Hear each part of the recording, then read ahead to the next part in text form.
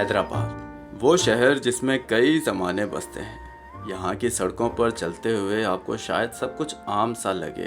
दुकानें, गलियाँ, बाज़ार, रोड, रास्ते, कुछ भी तो गैर मामूली नहीं।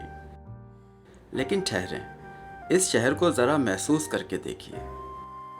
यहाँ हर गली में कोई ना कोई कहानी नज़र आएगी। इन पुराने घरों की पोशीदा खिड़कियों में लिपटी यादें दिखाई देंगी। उन लोगों की यादें जो अब यहाँ नहीं हैं, लेकिन उनके कदमों के निशान अब भी कहीं ना कहीं मौजूद हैं।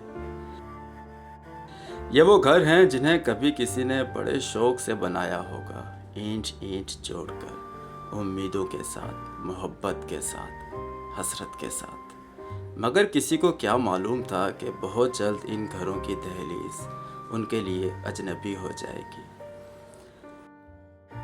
सन 1947, वो साल जब लाखों लोगों ने तारीख की सबसे बड़ी हिजरत की। इस साल सिर्फ सरहदें ही नहीं बदली, बल्कि लोगों के घर, उनकी गलियां और पहचान भी बदल गई। कुछ लोग यहाँ से वहाँ चले गए और कुछ वहाँ से यहाँ बसे, लेकिन ये गलियां, दीवारें, ये घर सब यहीं रह गए। वक्त गुजरता गया, लोग बदलते गए, मगर कुछ यादें ऐसी होती हैं जो दिल से नहीं जाती, कसक बन जाती हैं। और इसी कसक से मजबूर होकर इंडिया के शहर जोधपुर में बसे पवन कुमार साहब ने हमसे राब्ता किया। पवन कुमार के आबाओ अजदाद कभी इस शहर की शहवानी घिट्टी में रहा करते थे, लेकिन सन 47 की हिजरत में उनका पूरा ख़ानदान राजस्थान जा बसा।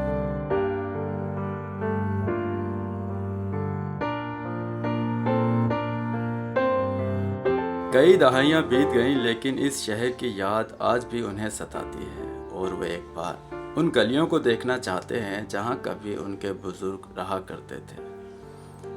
पवन कुमार साहब के अल्फाजों में वो हसरत थी कि मैं इनकार करने की हिम्मत न कर सका, और यूं मैं कैमरा हाथ में संभाले शहर हैदराबाद की एक और कहानी, एक और याद महफूज करने के लिए इस शहर की गलियों में मौजूद हूँ।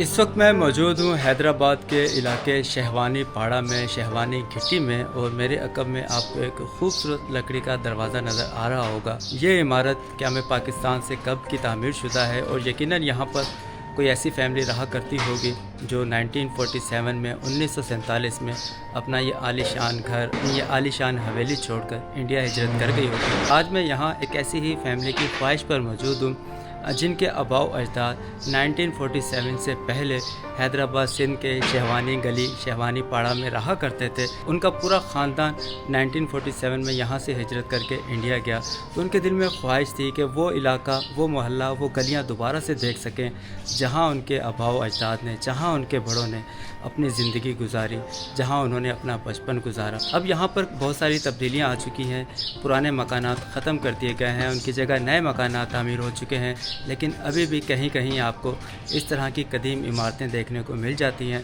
तो मैं उम्मीद करता हूँ कि शायद हमारी आज की ये वीडियो देखकर वो ख़ानदान जिनके आबाओ अजदाद यहाँ रहा करते थे उन सबको अच्छा लगेगा। तो चलिए आपको दिखाते हैं हैदराबाद की शहवानी घिट्टी या शहवानी पाड़ा।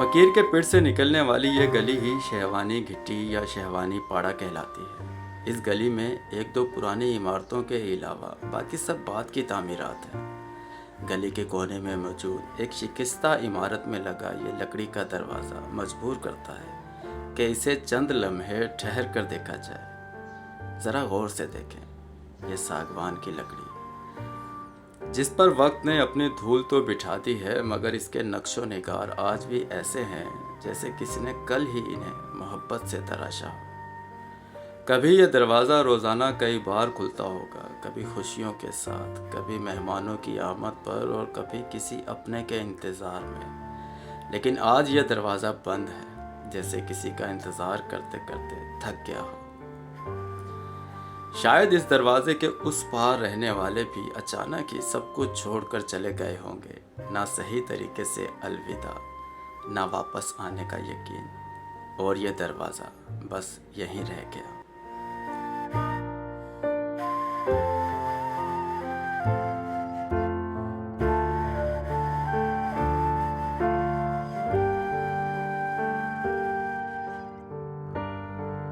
तो पाकिस्तान जब से बनाया है, जब से मैं अच्छे गली में, जो आधी दिल्ली वाली गली है, आधी पंजाबी गली है, इस गली में मेरी पैदाइश। मैं समझता हूँ कि इधर कुछ लोग जो है ना शेरवानी लोग रहते थे, इस वजह से जो है ज़्यादातर वो इनके घर थे, इस वजह से वो शेरवानी इलाका कहा है। शेरवानी मस्जिद बन गई और यहाँ लोग आते हुए डरते थे।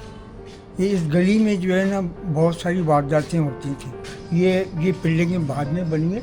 यहाँ छोटी सी एक कोयले की दुकान हुआ करती थी और इस गली के अंदर बहुत सन्नाटा होता था। ये पातुली लोग रहते थे, आगे भी कुछ लोग रहते थे, मगर ये बिल्डिंगें जब नहीं थी, बाद में बनी।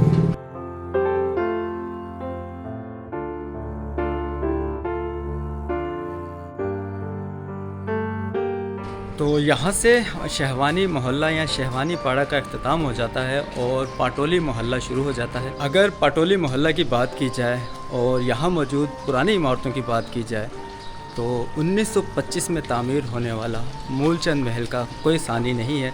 उस जैसी इमारत आपको इस पूरे मोहल्ले में कहीं नज़र नहीं आएगी और मैं ठीक इस वक्त मूलचंद महल के सामने ही मौजूद हूँ।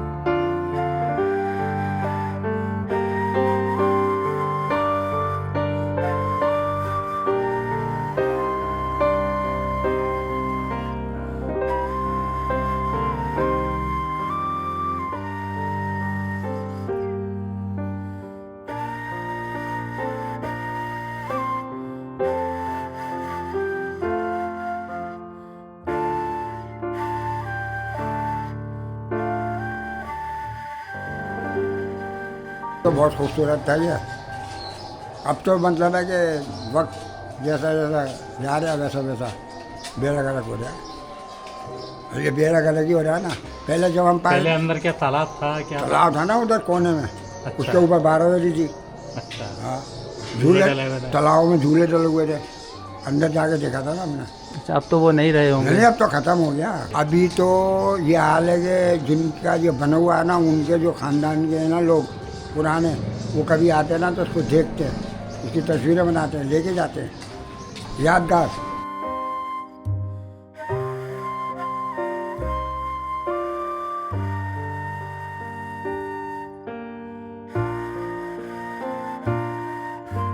मूलचंद महल की उजड़ी हुई इमारत आज भी अपनी जगह मौजूद है, लेकिन वो रौनक कहीं नजर नहीं आती। यूँ लगता है जैसे अपने मकीनों के बिछड़ जाने के बाद इन दरो दीवार ने चुपचाप उदासी की चादर ओढ़ ली हो। खैर, हमें इस महल के शहर से निकलकर आगे बढ़ना है। हैदराबाद में शहवानी पाड़ा से मिलते जुलते नाम वाला एक और इलाका भी है, जिसे सहवानी लाइन कहा जाता है। यह इलाका रेशम बाज़ार के करीब लगता है। आज जुम्मे का दिन है, यानी कि छुट्टी का दिन, इसलिए बाज़ार की ज़्यादातर दुकानें बंद हैं और वो रोज़ वाली चहल पहल नज़र नहीं आ रही। लेकिन सच ये है कि हम यहाँ बाज़ार की रंगीनियाँ रिकॉर्ड करने नहीं आए। हम तो उन खामोश इमारतों की तलाश में हैं जो अपने मकीनों से बिछड़ चुकी हैं। पवन कुमार साहब ने बताया था कि उनके दादा का नाम परसाराम था और उनके दादा के चचा माधव दास जो एक मंदिर में पंडित थे। इसी ख़ानदान के एक और बुज़ुर्ग जयदेव भी थे, जिनकी यहाँ फ़ोटोग्राफी की दुकान हुआ करती थी। मैं इन्हीं निशानियों को जहन में रखते हुए इन गलियों में मौजूद पुरानी इमारतों को देख रहा हूँ, इस उम्मीद के साथ कि शायद किसी दरवाजे पर, किसी दीवार पर पवन कुमार साहब के ख़ानदान के किसी बुज़ुर्ग का नाम आज भी कंदा हो। हालांकि इसकी उम्मीद अब कम है, क्योंकि कई दहाइयाँ बीत चुकी हैं और कई इमारतें अपना वजूद खो चुकी हैं।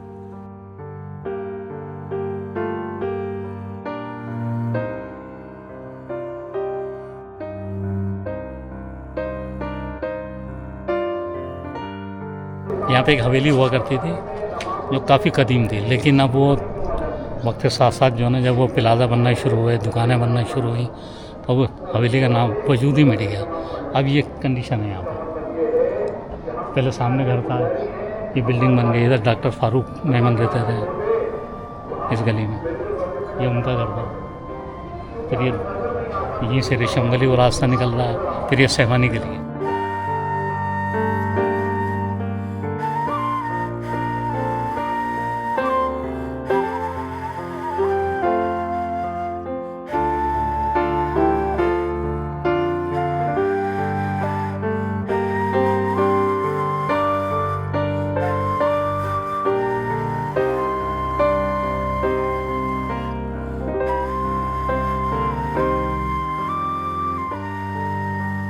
मैं इस वक्त हैदराबाद रेशम बाज़ार के पास सहवानी घिट्टी में मौजूद हूँ और मेरे अकब में ये जो घर आपको नज़र आ रहा है, इस घर पर जो सन तामीर लिखा हुआ है वो है सर 1942 और यकीनन ये घर तामीर होने के ठीक 5 साल के बाद इस घर को बनाने वालों को इसे छोड़कर इंडिया जाना पड़ा होगा, क्योंकि 1947 में ज़्यादातर हिंदू बरादरी अपने घर, अपने मकानात, अपनी हवेलियाँ, अपने महल छोड़कर इंडिया हिजरत कर गई थी।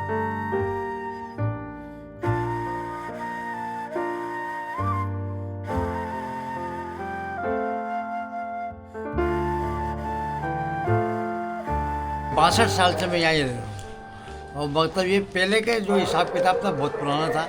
अब आस्ते आस्ते अल्लाह ताला ने जो भी करम नवाजी की वो बनाते गए, पुरानी चीज़ यादें ख़त्म होती गई। तो जितने भी जो तामीरात बनी है ना, आस्ते आस्ते करके ये आगे बढ़ती चली गई, गली से सकड़ी हो गई। नहीं तो पहले उसी तोड़ के बनाते तो ये गली का तंगी नहीं होती।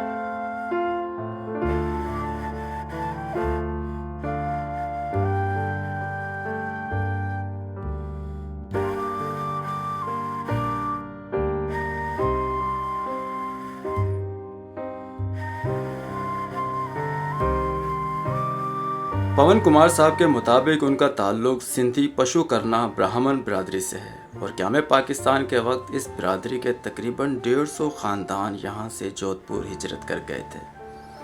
जब मैंने पशु करना ब्राह्मण के बारे में मज़ीद जानने की कोशिश की तो मुझे ये जानकर काफ़ी हैरत हुई कि ये बिरादरी सिंध के कदीम तरीन बाशिंदों में शुमार होती है। इनकी तारीख़ 8वीं सदी ईस्वी से भी पुरानी है। ये लोग कभी दरियाए सिंध के किनारों पर आबाद थे, फिर वक्त के साथ आहिस्ता आहिस्ता ये राजस्थान की तरफ मुंतकिल होते गए और आज इनकी ज़्यादातर आबादी वहीं बस चुकी है।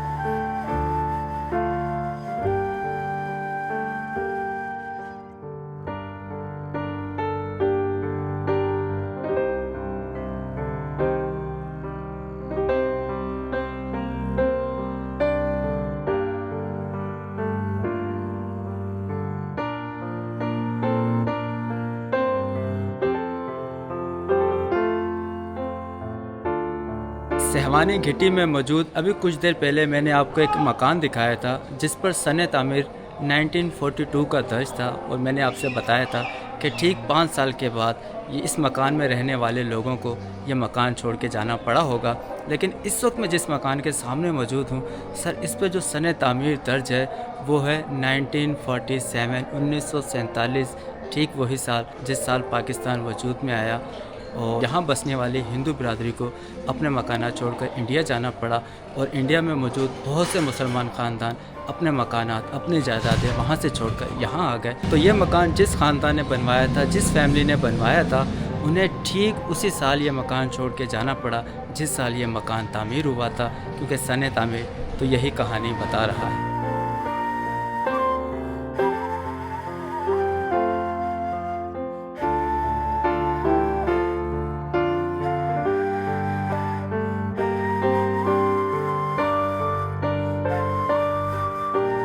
उसी दिन जिस दिन ये पार्टीशन हुआ था ये उसी टाइम बैठे हुए थे यहाँ पे। तो मेरे वालिद साहब आए थे तो उनको ये 60 रुपए के अंदर ये दे रहा था। आपके वालिद साहब को बेच के गए हैं? नहीं, उन्होंने 60 रुपए लगाए थे। अच्छा। तो उन्होंने जो है ना 30 रुपए जो है ना, उन्होंने 30 रुपए के मिल रहे थे। मकान सारे जितने भी थे ना, जो पुराने अजीम मकान बने हुए थे ना, 30 रुपए किराए भी मिल रहे थे। बेच नहीं रहे थे, वो बेच नहीं रहे थे, किराए पे दे रहे थे मकान। अच्छा। हाँ, उसके ये नया बना था तो इसके 60 रुपये मांग रहे थे।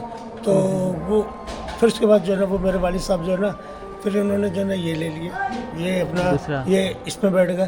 लेकिन जिसके पास वो था ना अपना क्लेम, तो वो मेरे वालिद साहब क्लेम लेकर आए थे वहाँ से। तो वो कहने लगे कि वो जो है ना, तो वो उन्होंने जो है ना ये फिर उसके बाद ये फिर बाद में जो है ना बाद में मकान 1800 रुपये का लिया उन्होंने मेरी दादी से, दादी की बहन से। और वो दादी की बहन हज करने चली गई उन्हीं 1800 रुपये में। तो फिर उसके बाद मेरे वाली साहब ने फिर ये 12 लाख रुपए का लिया ये बाद में। अच्छा।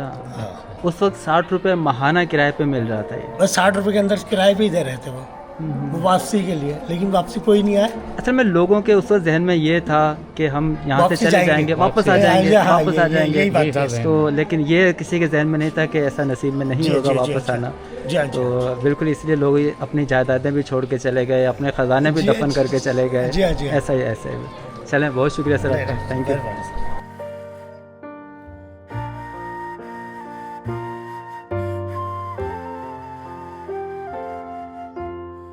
इंसान क्या क्या सोचता है अपने मुस्तकबिल के लिए, अपने आराम के लिए, लेकिन बाज़ औक़ात ये सारी प्लानिंग, ये सारी सोचें, सारी ख्वाहिशें धरी की धरी रह जाती हैं।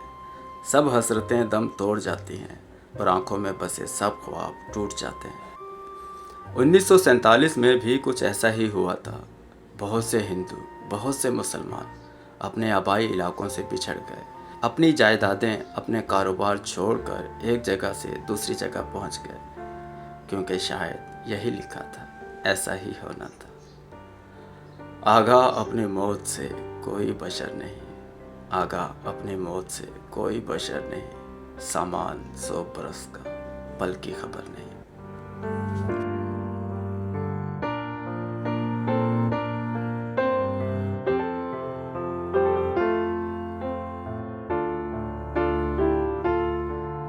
हैदराबाद की सहवानी घिट्टी का इलाका हमने आपको दिखाने की कोशिश की और मेरी ख्वाहिश थी कि काश मैं वो इमारत रिकॉर्ड कर सकूं जिस इमारत की पेशानी पर परसाराम या फिर माधव दास के नाम की तख्ती नस्ब हो। लेकिन अफसोस ऐसी कोई इमारत मुझे नजर नहीं आई जिस इमारत पर यह नाम कंदा हो। गालबन वो इमारत भी हैदराबाद में मौजूद बहुत सी इमारतों की तरह टूट गई होगी, उसका नामो निशान खत्म हो गया होगा। लेकिन मैं उम्मीद करता हूँ कि सहवानी घिट्टी का ये इलाका देखकर पवन कुमार साहब को अच्छा लगा होगा। हमारे बहुत से नाज़रीन इस बात से बखूबी वाकिफ होंगे कि हम न सिर्फ हैदराबाद को रिकॉर्ड करते हैं बल्कि कोशिश करते हैं कि लोगों की जिंदगियों में कुछ एहसानियां फैलाने में भी अपना किरदार अदा कर सकें। कुछ अल्लाह के नेक दिल लोगों के ताउन से ये जो सिलसिले चल रहे हैं उसको आगे बढ़ाते हैं और इस हफ्ते की कुछ एक्टिविटीज आपको दिखाते हैं।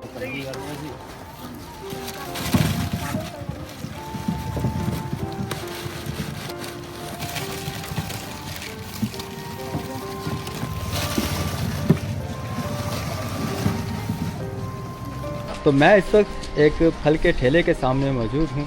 कहने को तो एक सिंपल सा आम सा ठेला है, लेकिन सर इस फल के ठेले के साथ कुछ उम्मीदें जुड़ी हैं, कुछ उम्मीदें वाबस्ता हैं। 2 माह से भाई बेरोज़गार थे, मजदूरी किया करते थे, लेकिन अभी जो हालात चल रहे हैं तो मजदूरी इनको मिल नहीं रही। छोटे बच्चे हैं, 2 बच्चे हैं आपके? 2 बच्चे हैं। तो 2 माह से किस तरह घर का गुजर बसर होता रहा? बस कभी दिहाड़ी लग जाए, कभी नहीं लगे। अच्छा, इस चक्कर में बस गुजारा होता रहा। कभी दुकान वाले से उधार लिया, उसको मैंने अपना काम लगेगा तो उतार देंगे। चले मेरे भाई, अब अल्हम्दुलिल्लाह छोटा है लेकिन आपका अपना कारोबार है, आपका अपना बिजनेस है। ये इसमें ऐसा नहीं होगा कि किसी दिन लगे किसी दिन ना लगे, ठीक है। ये आपकी मेहनत पर डिपेंड करता है। आप जितना टाइम इसको देंगे, जितना वक्त इसको देंगे, उतना बदले में आपको रिटर्न मिलेगा, ठीक है। तो आप मेहनत कीजिएगा और मेहनत में ही यकीनन अज़मत है। अपने बच्चों के लिए रिस्क हलाल कमा के लेके जाइएगा, ठीक है। तो ये जो सारा सेटअप है आपके लिए, ये ठेला, ये फल, ये तराजू अमेरिका से खान फैमिली की तरफ से है, तो उनको दुआओं में याद रखिएगा, ठीक है। माशाल्लाह उनको दुआ में याद रखेंगे। अल्लाह उनकी आसानियाँ कामयाब करे। आमीन आमीन। बहुत शुक्रिया, बस मेहनत कीजिएगा। माशाल्लाह, अल्लाह ताला आपके रिस्क में बरकत अता फरमाए। बहुत शुक्रिया। अल्लाह ताला उनकी भी कामयाबी में बरकत अता फरमाए। आमीन आमीन। लेके जाइए सर, लेके जाइए, बिस्मिल्लाह कीजिए, रोज़ी कीजिए। अल्हम्दुलिल्लाह सर, एक और ठेला हमारे सामने मौजूद है और चूँकि गर्मियाँ आ चुकी हैं और ये ठेला है शरबत का। ये कौन सा शरबत है इसमें भाई? दूध वाला शरबत है। दूध वाला शरबत है। चीनी डलती है या सैकरीन वगैरह डालते हैं? चीनी से बना। पक्का। तो ये भाई मेरे साथ मौजूद हैं, शादीशुदा हैं। कितने बच्चे बताया आपने मुझे? 3 बच्चे हैं। इनके किराए का मकान है। पहले भी ये यही काम किया करते थे, लेकिन ठेला जो है वो इनका किराए का होता था। तो उसके बाद ये बीमार हो गए। ये कुछ रिपोर्ट्स भी हैं इनके पास, इनके किडनी इन्फेक्शन हो गया, गुर्दों में इन्फेक्शन हो गया। तो उसकी वजह से जो इनके पास जमा पूंजी थी वो इलाज में लग गई, और उसके बाद से दोबारा ये सामान ख़रीदने की इनके पास सकत नहीं थी, और इसलिए ये तब से बेरोज़गार घूम रहे थे। कितना वक्त हुआ आपको? 4-5 महीने हो गए कम से कम। 4 से 5 महीने हो गए। तो फिर कैसे मैनेज होता था घर का गुजर बसर? कभी ठेला लगा लिया, कभी कुछ कर लिया, किसी मजदूरी कर ली, तबीयत भी मेरी ख़राब रहने लगी थी काफ़ी। ठेला किराए का लेकर लगाते जी थे? जी, किराए में लगा। चलें, तो मेरे भाई ये माशाल्लाह से आपके लिए एक अदद नया ठेला, बाकी सारा सामान आपके सामने है, बिल्कुल नया है। जी जी सर। ठीक है, तो मेहनत कीजिएगा जी जी। और रिज़्क़ हलाल जो है अपने बच्चों के लिए लेके जाइएगा। ठेला आपने बंद नहीं करना है, ठीक है? नहीं सर। हमारी बस एक शर्त है कि ठेला बंद नहीं होना चाहिए, ये बिकना नहीं चाहिए। नहीं, इंशाल्लाह ऐसा कुछ भी नहीं। अमेरिका से एक अल्लाह के नेकदिल इंसान है। ये सारा सामान ठेला और ये जो आप ऊपर नज़र आ रहा है सामान, ये सब कुछ उनकी तरफ से है, ठीक है? ये रिज़्क़ का इंतज़ाम आपके लिए, वैसे तो अल्लाह ताला का वादा है, लेकिन अल्लाह ताला ने वसीला बनाया उन्होंने आपके लिए इंतज़ाम किया है। उनको दुआ में याद रखिएगा, ठीक है मेरे भाई? तो चलिए माशाल्लाह से बिस्मिल्लाह कीजिए, लेके जाइए।